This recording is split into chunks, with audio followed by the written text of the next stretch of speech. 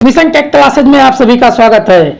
आइए हम बात करते हैं बहुत ही इंपॉर्टेंट क्वेश्चन, क्योंकि रेलवे सीवीटी 2 का आज आपका पेपर है। तो अब पेपर स्टार्ट हो गया है और एमपीपीजीसीएल का एग्जाम डेट घोषित हो गया है। इसी को देखते हुए ये बहुत ही इंपॉर्टेंट क्वेश्चन है। अब हम बात करते हैं question number 1। Moving coil meter किस प्रकार की करंट को माप सकता है? ये जो मूविंग कॉइल यंत्र होता है वो किस प्रकार के करंट को नापेगा? एसी, डीसी, एसी और डीसी दोनों, ना तो एसी और ना ही डीसी। तो जो एमआई टाइप है, ध्यान दीजिएगा, एमसी टाइप जो यंत्र होता है वो सिर्फ नापता है डीसी। ध्यान दीजिएगा, एमसी को डीसी से रिलेट कर देना, तो एमसी यंत्र जो होगा वो डीसी नापेगा। तो ऑप्शन नंबर बी आपका सही है। क्लियर? अब हम बात करते हैं क्वेश्चन नंबर 2। एमआई टाइप यानी कि मूविंग आयरन इंस्ट्रूमेंट की विशेषता क्या है?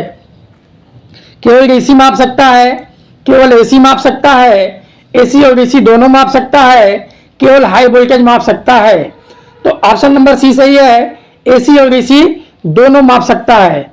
जो एमआई टाइप का यंत्र होता है वो एसी और डीसी दोनों प्रकार के करंट को मेजर कर सकता है, लेकिन जो एमसी टाइप होता है वो ओनली डीसी प्रकार के करंट को मेजर कर सकता है।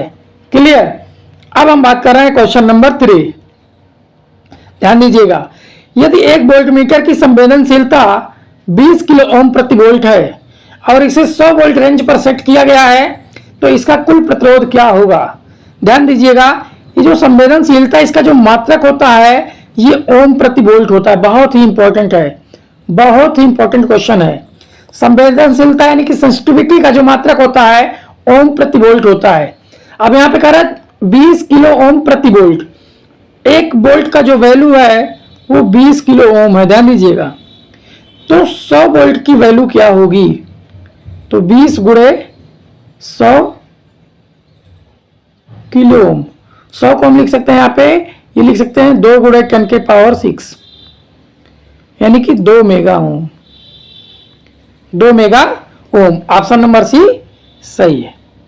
क्लियर? बहुत ही इंपॉर्टेंट क्वेश्चन है, ध्यान रखिएगा। अब हम बात कर रहे हैं क्वेश्चन नंबर 4।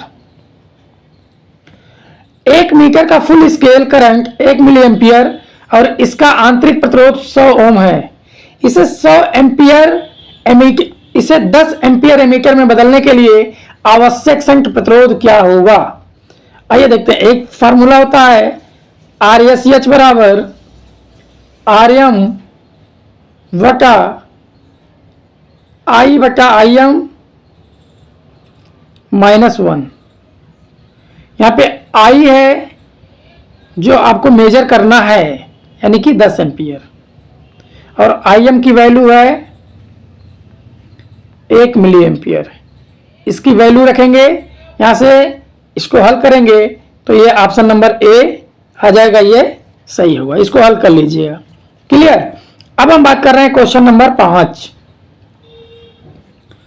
एक क्लैंप मीटर 600 एम्पियर तक करंट माप सकता है और इसका करंट ट्रांसफार्मर जो सीटी अनुपात है वो 300:1 है। यदि आउटपुट करंट 2 एम्पियर है तो प्राइमरी करंट क्या होगा?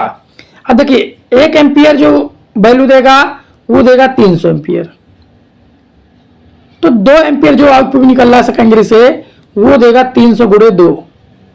300 गुणे 2 यानी कि 600 एम्पियर ये मेजर करेगा।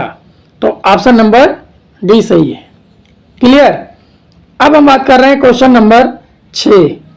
बहुत ही इंपॉर्टेंट क्वेश्चन।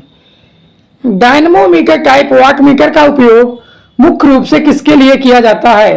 डीसी पावर मापने के लिए, एसी पावर मापने के लिए, एसी और डीसी दोनों पावर मापने के लिए, केवल लो वोल्टेज सर्किट में।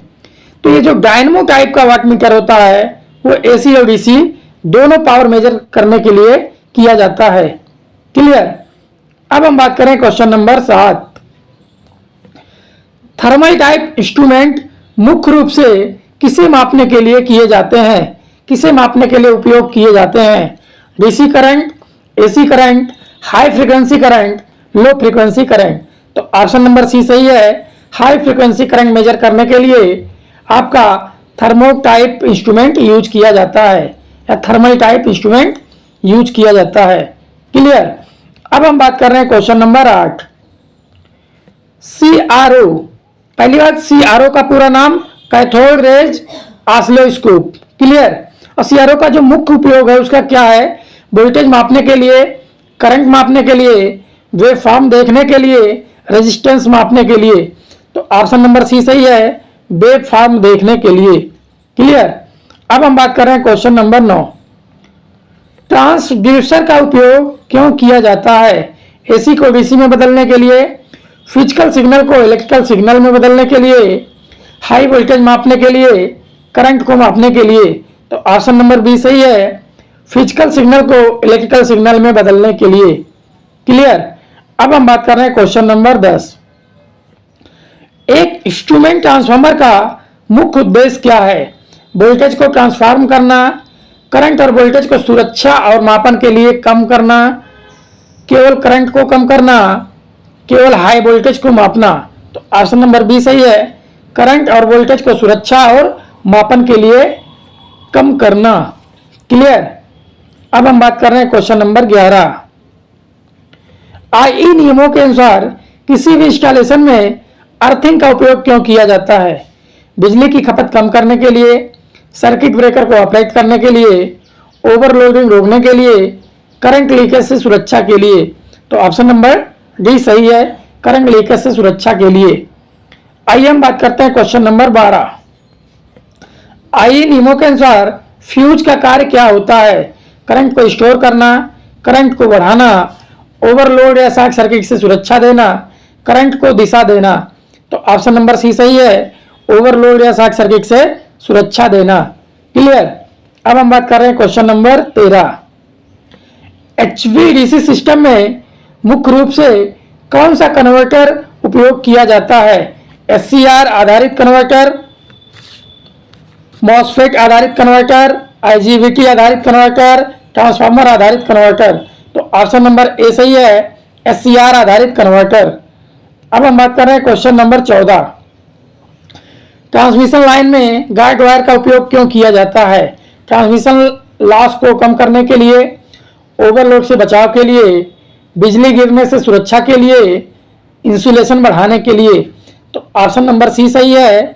जिस तरीके से आप लोगों ने देखा होगा कि इस तरीके मान लीजिए कोई टावर, ध्यान दीजिएगा, इसके ऊपर सबसे एक पतला सा वायर दौड़ता है, इसी को बोलते हैं गाइड वायर, और ये बिजली की सुरक्षा करती है और यहाँ से ये ग्राउंड होता है। क्लियर। अब हम बात कर रहे हैं क्वेश्चन नंबर 15। HVDC में कितने कन्वर्टर स्टेशन होते हैं? केवल 1, 2, 3, 4। तो ऑप्शन नंबर बी सही है, 2। कैसे, आइए देखते हैं। मान लीजिए ये कोई AC लाइन है, AC लाइन से एक रेक्टिफायर स्टेशन लगा जो AC को DC में बदला। किस में बदला? AC को DC में। और यहाँ इन्वर्टर लगा, इन्वर्टर रेक्टिफायर, यानी कि इन्वर्टर कन्वर्टर, और यहाँ से बदल दिया क्या? AC। ठीक है, ये है आपका इन्वर्टर सब स्टेशन जो DC को AC बदला, और ये है आपका क्या है? रेक्टिफायर सब स्टेशन जो AC को DC बदला और DC ट्रांसमिट किया गया, और फिर यहाँ पे इन्वर्टर सर्किट के द्वारा AC में कन्वर्ट कर लिया गया। क्लियर। तो हाई वोल्टेज DC सिस्टम में जो कन्वर्टर स्टेशन होते हैं वो 2 होते हैं, एक रेक्टिफायर और एक इन्वर्टर। क्लियर। अब हम बात कर रहे हैं क्वेश्चन नंबर 16। फेरेंटी इफेक्ट किस स्थिति में होता है? ये आपका होमवर्क है। जब लाइन लोड से अधिक करंट प्रवाहित करे, जब लाइन हल्के लोड पर काम करे, जब लाइन अधिक गर्म हो जाए, जब ट्रांसफार्मर में फॉल्ट हो।